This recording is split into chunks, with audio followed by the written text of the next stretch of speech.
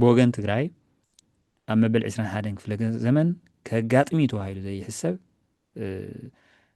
ፅንተት እዩ ተፈፂሙና ብወገኖም ነዚ ክሪእዎ ከለዉ ግን ሃመማ ዝቆተሎ ይመስሎም በቃ ተራ ክስተት እዩ ንዖ ስለ ተራ ክስተት ስለ ዝኾነ ገና ዘይተወድአ ፅንተትስ ክቕፅል ዘይተወድአ ዕዱስ ገይሮም እዮም ዝቆፅርዎ ኣይተመልአን ብኦም ዘይተመልአ ገይሮም ስለ ዝቆፅርዎ ብቐጥታ ናብ ሰላም ዝእቱ ኩነታት ኣይፈጠሩን ተኹስ ጠጠው ነብል ጥራሕ እዮም ኢሎም እዚ ማለት ትስምምዕ እንድሕር ብዝኾነ ይኹን መንገዲ ተኸሊፉ ሲ ተኹሲ ይቕፅል ማለት እዩ ትርጉሙ ካሊእ እንታይ ስሚ ይብልን ስለዚ ትግራይ ግን ተኹሲ ይቐፅል ኣይበለትን ኣብዚ ከም ትግራይ ክትድነቕ እውን ዘለዋ ወይ መንግስቲ ትግራይ ናብ ዝምምፁ ኣነ ብኣወንታ ዝወስዶ ሓደ ነገር እንታይ እዩ እንድሕር እቲ ውዕሊ ፈሪሱ መንግስቲ ፌደራል ኣፍሪስዎ እንዲት ውዕሊ ረጋጊፅዎ እዩ ምንም ሕቶ የብልን ኣብኡ ዝኣተው ኣብኡ ዝተቐመጡ ኩሎም ብመንግስቲ ፌደራል ክፍፀሙ ዝነበሩ ነገራት ኣይተፈፀሙን እዮም ምክንያቱ ናይ መንግስቲ ፌደራል እግሪ እናርአኻ ብዝፍጠር ናይቶም ተደራደርቲ ኣካላት ምንቅስቃስ እናርአኻ ብዝፍጠር ምትእምማን እንድዩ ናፍቶም ቀፂሎም ዘለዉ ምዕራፋት ክኸየድ ዝነበረ ኣይተፈፀመን ስለዚ ቁፅሪ ሓደ ክግበር ዝነበሮ ካብ ሰራዊት ኢትዮጵያ ወፃኢ በቲ ውዕሊ ማለት እዩ ሰራዊት ኢትዮጵያ እውን እንትጅመር ተሎ ዶብ ክሕሉ እንተዘይኮይኑ ኣብ ማእኸል ከተማታት ናዛወነ ዝውዕለሉ ምንም ዓይነት ምክንያት የለን ኣብቲ ውዕሊስ ኩሉ ነገር ፍፁም ነይሩ ማለት ኣይኮነን ኣነ ከም ውልቀ ሰብ ተተሓተኒ ኣብታ ናይ መጀመርያ መዓልቲ ይዝክር ቀጥታ ፈነወ የመሓላልፎ ነይረት ሊንክ ወሲደስ ናይ ፌርማ ስነ ስርዓት ማለት እዩ ሽዑ ንሽዑ ተሰምዕኒ ሓደ ክልተ ሰለስተ ኢለ ዝቆፀረን ነገራት ነይረን ጉጊ ነገራት ነይሮም ማለት እዩ ግን ደሓን ዕዳጋ እዩ ከምቲ ዕዳጋ ዝሃበካ ኢልና ተቐቢልናዮ ከምኡ ኮይኑ እውን ግን ኣይቐፅሉን እታ ናይ መጀመርያ ዝነበረት ካብቲ መከላኸሊ ሰራዊት ዝበሃል ሓይሊ ወፃእ ዘለዎ ሓይልታት ካብ ትግራይ ክወፁ ነይርዎም ኣይተገብረን ቀፂሉ ናይ ትግራይ ግዛእታዊ ሓድነት ወይ ናይ ትግራይ መሬት ጎቢጦም ዘለዎ ኣካላት ህዝብና ኣፈናቂሎም እዮም ኣመዛቢሎም እዮም ስለዚ ዝተመዛበለ ህዝቢ ክምለስ ነይርዎ ክምለስ ተኮይኑ ድማ እቶም ዘመዛበልዎ ኣካላት መሬቱ ክለቅሉ ኣለዎም ጥራሕ ዘይኮነስ ውሕስና እውን ክረክብ ኣለዎ ክምለስ ከሎ ናብቲ ቦታ እዚ እውን ኣይተገብረን ዝኾነ ይኹን ኣካል ናብ ትግራይ ዝመፅእ ብስም ውዕሊ ፕሪቶርያ ትግራይ ዕጥቃ ንክትፈትሕ ፀቕጢ ንምፍጣር ጥራሕ እዩ ናይ ትግራይ ዕጥቂ ምፍታሕ ድማ ሳይመልቲነስ ልኳ ማለት ጎና ጎን እኳ ብተመሳሳሊ ሰዓት እኳ ይካየድ እንተ ዝበሃል ኩሎም ፀላእቲ ካብ መሬት ወፂኦምን ፀጥታ ትግራይ ውሑስ ኮይኑን እንትርአ እንተሎ ብዝፍጠር ምትእምማን እዩ እቲ ዕጥቂ ምፍታሕ ናይ ትግራይ ማለት እዩ ትግራይ ግን ቀዲማ መርአያ ክኸውን ዝኽእል ዕጥቂ ናይ ምፍታሕ ስራሕቲ ወጊና ሰጢጦም በቃ ክሳዕ መወዳእታ ክተራግፍ ጥራሕ ደልዮም ካልእ ጠብ ዝብል ብወገኖም ዝስራሕ ነገር ግን የለን ኣይኮነ እንዶ ተኽሲ ክትትኩስ ኣይኮነ እንዶ ድሮን ክትሰድድ ኣይኮነ እንዶ ነፋሪት እናሰደድካ ኣብ ሰማያት እናዘንበኻ ህዝቢ ክተርዕድ ክልቲኦም ኣካላት ተፃባኢ ዝኾኑ ቃላት እውን ክለዋወጡ ከም ዘይብሎም ተኳሳሕቲ ቃላት ክለዋወጡ ከም ዘይብሎም ይድንግግ እዩ ክልቲኦም ኣካላት ማለት እዩ ነገር ግን ብግልፂ ኣብ ኣደባባይ እቲ ናይ ፌደራል መንግስቲ እናተፃረፈ እዩ ዝውዕል በቃ ኣደባባይ እናተፃረፈ ይውዕል ሸፋቱ ይብል ባንዳታት ይብል ከም ውድብ ማለት እዩ ነቲ መደራደርቱ ሲ ከምኡ እናበለ ይውዕል ማለት እዩ መሰረት ዘይብሎም ክስታት እውን እናኸሰሰ ይውዕል ሓንሳብ ንግብፂ ይኸድ ሓንሳብ ንኤርትራ ይኸድ ሓንሳብ ናብ ካሊእ ይኸድ ብዙሓት ነገራት ኣለዉ ብዓብዪ ግን ድሮን ሰዲዱ ተኪሱስ ደብዲቡስ ሰብ ቀቲሉ እዩ ተኽስጠጠው ናይ ምባል ስምምዒ ነይሩ እንተተኪሱ ፈሪሱ ኣሎ እሱ ጥራሕ ግን ኣይኮነን ብቓላት ትንኳይ ክህልየውሉን ካብ ዝብል ሓሊፉ ካብ ትግራይ ናይ ፖለቲካ ዕዱጋት ጥራሕ ኣይኮነን ኣዋሊዱ ኣብቲ ዝሓለፈ ናይ ዕንክሊል ዘመን ዕጡቓት ሓይልታት እውን ኣዋሊዱ ንዖም ከዓ እናዕጠቐ እንደገና ኣንጻር ትግራይ ይንቀሳቐስ ማለት እዩ ስለዚ ኩሉ ደሚርካ ክትሪኦ ከለኻ ካብዚ ሓሊፉ እውን ነዳዲ ከልኪሉ በጀት ከልኪሉ ባንኪ ከልኪሉ ስለምንታይ እዩ ህዝቢ ሓንቲ ሽሕ ጥራሕ ከተውፅእ መዓልቲ ዝበሃል መገዛ ገንዘቡ እንታይ ምክንያት ኣሎ ስለዚ እቶም መሰረታዊ ግልጋሎት እውን እንተሪእናዮም ከም ትሕጃ ብትሕስድድ ከም መለመኒ ንዕኡ ክልመን ህዝቢ ኣብኡ ናይ ጽግዕተኝነት መንፈሱ ናዛየደ ክኸይድ ናይ ምግባር ስራሕቲ መንገዲ እውን ርኢኻ ተኮይንካ ሓደ ግዜ ዕፁብ የብል ልቁም ስድድ የብል እዚ እውን ምልክት ናይ ራዕዲ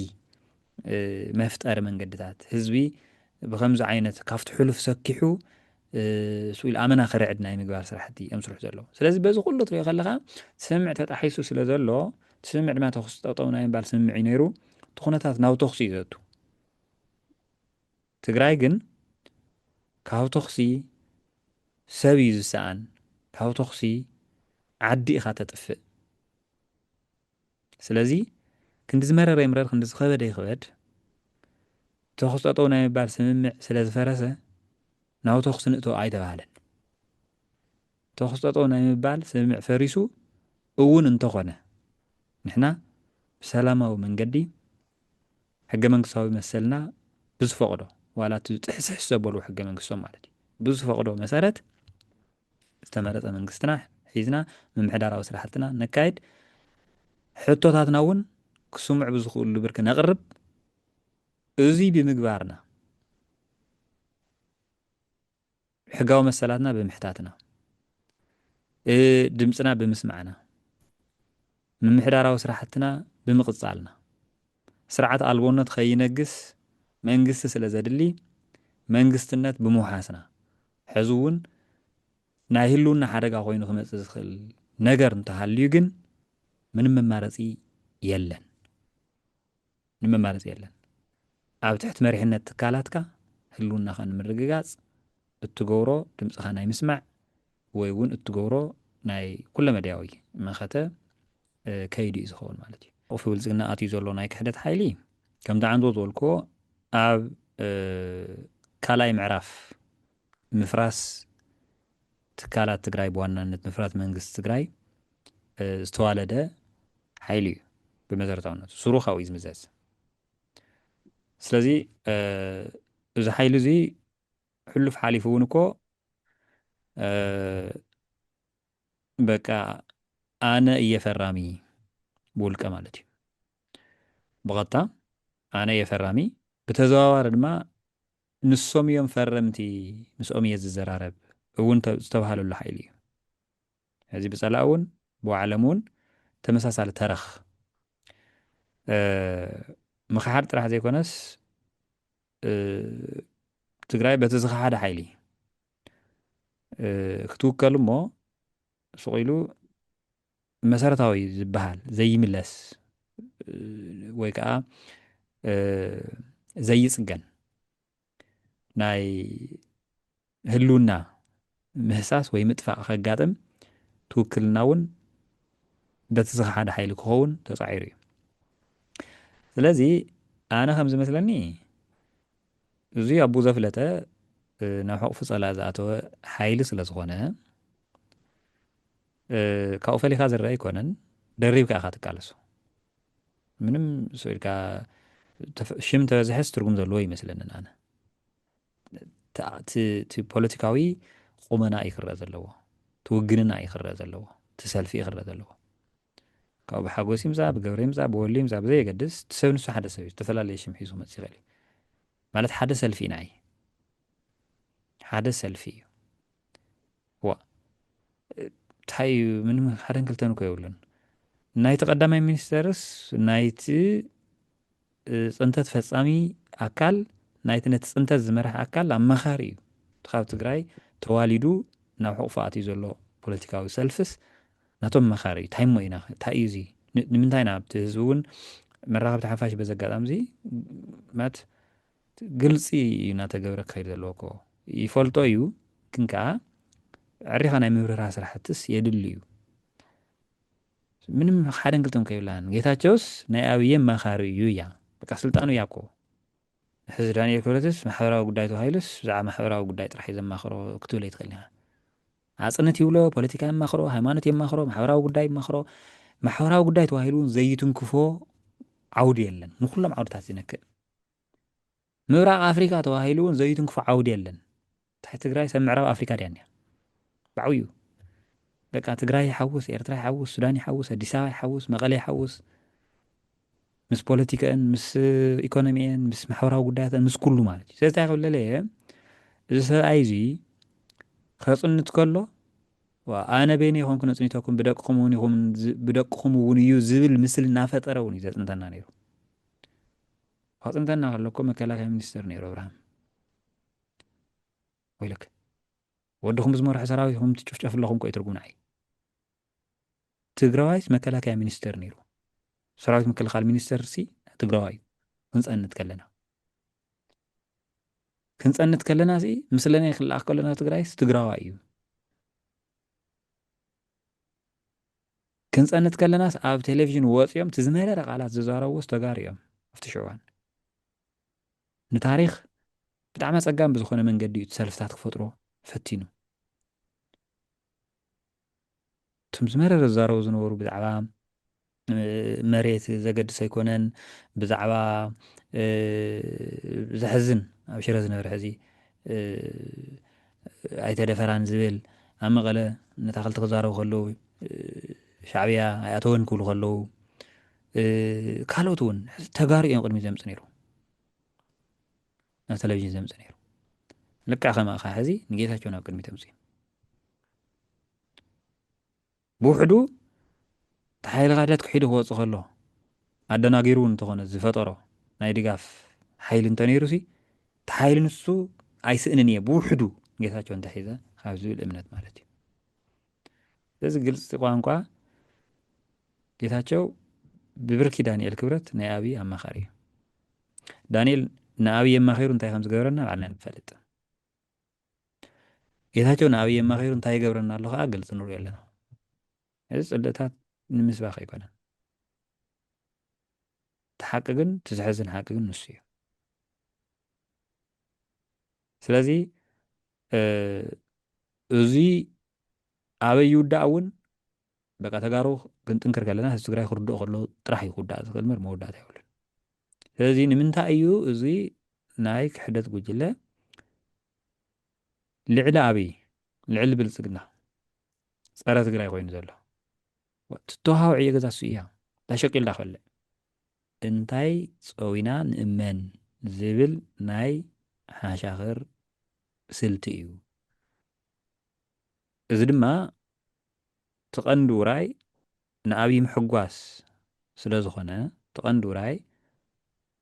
ሕጊ ምርግጋፅ ስለ ዘይኮነ ፍትሒ ምርግጋፅ ስለ ዘይኮነ ብወገንቲ ጉጅለ ክሕደት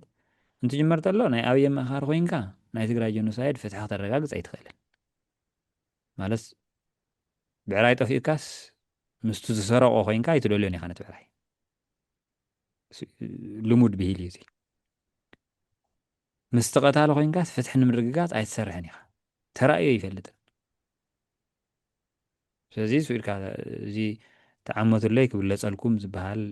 ምስላ እዩ ተግባራዊ ዝገብር ዘሎ እምበር እቲ ጉጅለ ንሱ ካልኣይ ኣብዚ ግልፂ ክኸውን ዘሎ ኣብ ዓፋር ዘሎ ዕጡቕ ሓይሊ ብቐጥታ ናይ ኣብዪ ሓይሊ እዩ ብቐጥታ ናይ ትግጅለ ክሕደት ሓይሊ እዩ ምንም ሓደን ክልተን ይብሉን ብሽም ኢና ክነውግዕ ዘለና ሃፍቱ ኪሮስ ምክትለ ቦምበር ናይ ስምረት እዩ ሰራዊት ሃኒፅና ኣለና ኣጆኹም እናበለ ሰሙን ኣብ ዓፋር ምስ ተኡ ዘኒዮ ዕጡቕ ናይ ብልፅግና ሓይሊ ዝውዕል ዘሎስ እዩ ስለዚ ኣብዪ ንኡ ክኸውን ከሎ ብክልተ ካርታ ብሰለስተ ካርታ ብኣርባዕተ ተዘይኣኺልዎ እውን ብልዕሊኡ ካርታ እዩ ዝፃወት ህዝባዊ ውክልና ንዘለዎ ውድብ እሞ ብስምምዕ ፕሪቶርያ መሰረት ከዓ ብቐጥታ ሕጋዊ ፈቃዱ ክወሃቦ ንዝግባእ ውድብ ሕጋዊ ወረቐት ከልኪሉ ሓድሽ ሓይሊ ካብ ውሽጢ ኣዋሊዱ ሰራዊት ኣብ ትሕቲኡ ኣህኒፁ መራሕቲ ናይቲ ውድብ ንሱ ነቲ ሰራዊት ፖለቲካዊ ህንፀት እናካየዱ እናወዓሉ ዓፋር ከይዶም ሕጋዊ ፖለቲካዊ ፓርቲ ገይሩ ግን ሕጋዊ ፖለቲካዊ ውድብ ገይሩ ግን ወረቐት ይህበሉን ንጌታቸው ማለት እዩ ስለዚ ንጌታቸው ኣዲስ ኣበባ ሕጋዊ ፖለቲካዊ ሰላማዊ ውድብ እዮም እንጌታቸው ዓፋር ከዓ ዕጡቃት ሓይሊ እዮም ተመሳሳሊ ውድብ ማለት እዩ ተጠቕሊሎም ድማ በቦንበር ኣቢሉ እቲ ውድብ ንሱ ዕጡቕ ሓይሊ ዘለዎ ውድብ እቲ ፖለቲካዊ ውድብ እየ ዝብል ውድብ ተጠቕሊሉ ድማ ናይ ኣብዪ ኣመኻሪ እዩ ስለዚ ከምቲ ዓንቶ ዝበልኩ እዩ ዝተፈላለየ ሽምክ ሒዝካ ትመፅእ ትኽእል ኢኻ ትሰልፍኻን ተገልግሎ ንመን ትእዘዝ ንመን ተገልግል ግን ትወሰነ ጉዳይ እሱ እዩ ኣብ መወዳእታት ሰርቪስ እዩ ዘገድስ ወይ እቲ ተፀዋዕነትካ እዩ ዘገድስ ተፀዋዕነት እዚ ተጠቕሊሉ ንኣብዪ እቲ ሰራዊት መን ድዩ ዝቕልዎ ወይለክ መሳርያ ኮን እዩ መቸስ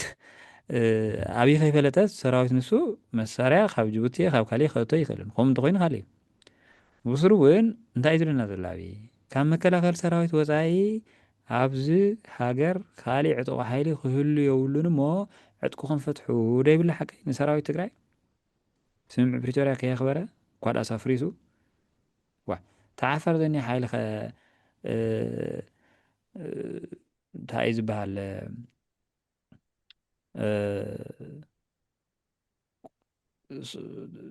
ቃንጫ ምሸላድ ይሒዝ እኒኦ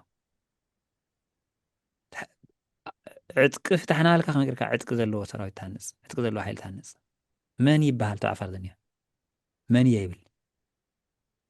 ብሽሙ ኮ ይንቀሳቐስ ኣሎ ምስኡ ዘኒየው ሰባት ኣዲስ ኣበባ ዝተቐመጥኩ እዮም ኣዲስ ኣበባ ዝቕመጥኩ እዮም መራሕቱ እቶም ጀነራላት ወሪዶም ስሙ ከምዚ ከምዚ ዝበሃል ንመን ክወቅዕ ከም ዝዳሎ ዘሎ ምናምን ብግልፂ ኣብ ሚድያታት እናተዛረቡ ኢንተርቪው እናገበሩ እዮም ዝውዕሉ ቃል ምሕትት እናገበሩ እዮም ዝውዕሉ እንድሕር ናይ ማን ካብ ሰራዊት መከላኸሊ ወፃኢ ዕጡቕ ሓይሊ ክህሉ ዘይብሎ ኮይኑ ንምንታይ ዳ ሓድሽ ዕጡቕ ሓይሊ ይምስረት ኣሎ ስለዚ እንታይ ክብለካ ደልየ ኣብዚ ጉዳይ እዚ ሓደ ባዕሎም ተኣማንነቶም ከረጋግፁ ስለ ዘለዎም ባዕሉ እቲ ፀላእ ዘይብሎ እውን ክብሉ እዮም ገና ይብሉ ከዓ ኣለዉ ካልኣይ ብስሩ እውን ከምኡ እንተዘይገይሮም ስለ ዘይኣምኖም ኣዛዚኦም ወይ ጎይቶኦም ናይ ህልውና ስጋኣት እኒአዎም ናይ ህልውና ሓደጋ ስጋኣት እኒአዎም ምክንያቱ መንነቶም ሸይጦም እዮም ዓርሰ እምነቶም ሸይጦም እዮም ሕዚ ሞቶምን ሕየቶምን ኣብ ኢድ ኣብዪ እያ ኣብ ኢድ ብልፅግና እያ ችድቶ ኢልዎም ናበይ ክወፁ ካብ ኣዲስ ኣበባ ተውፂዎም ካብ ባሕሩ ዝወፅእ ዓሳ እዮም ናበይ ክኸዱ ኣበይ ሰርቫይቭ ክገብሩ ጥራሕ እውን ኣይኮነን ውፁ ኢሉ እውን ባዕሉ ይቆትሎም ናብ ዝኾነት ክልል ወስተ ዝብሉን ባዕሉ ይቆትሎም ምክንያቱ እከለይ ከምዚ ገይርኩም ንምባል ብዙሕ ምክንያት ስለ ዘለዎ ማለት እዩ ካብ ዓፋር ድዩ ካብ ሻዕብያ ድዩ ካብ ትግራይ ድዩ ካብ ገለ ድዩ ኢሉ ብዙሕ ምክንያት ክፈጥር ስለ ዝኽእል ማለት ምቹ እዩ ስለዚ ዘላ መማረፂ ጭራኻና ዘረካ በቃ ኣነ እዮሙ ነገልጋሊኻ ናበልካ ክተእምን ምግዓር እያ ክንዲ ዝተኻኣለ ናይ ሞትን ሕየትን ይንዕኦም በቃ መማረፂ የብሎም እሱ ኩኑ ዝበሎም ካብ ምዃን ካሊእ መማረፂ የብሎም ስለ ዝኾነ እዩ ድማ ኣብ ትግራይ ዝኾነ ዋላ መብረቕ እውን እንድሕር ወቂዑ ነጎዳ እንድሕር ተሰሚዑ በቃ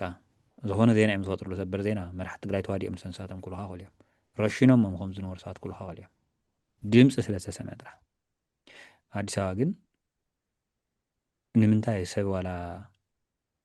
ብሰልፊ ወይ ብመስርዕ ዘይርሸን ኣፎም ኣይትንፍሱን እዮም ምክንያቱ ጎይቶኦም ክኽሪ እዩ ሓለቆም ክኽሪ እዩ ስለዚ በዚ እንተንርድኦ ክገርመናስ የብሉን ኳዳስ ተስፋ ቆሪፅካ ናብዚ ሓይሊ እዚ ክትገብሮ ዝግበአካ ከም ህዝቢ ክትከዶ ዝግበአካ ኣንፈት ተኸቲልካ ናይ ባዕልኻ መንገዲ ምኻድ እዩ እምበር እንታይ እሞ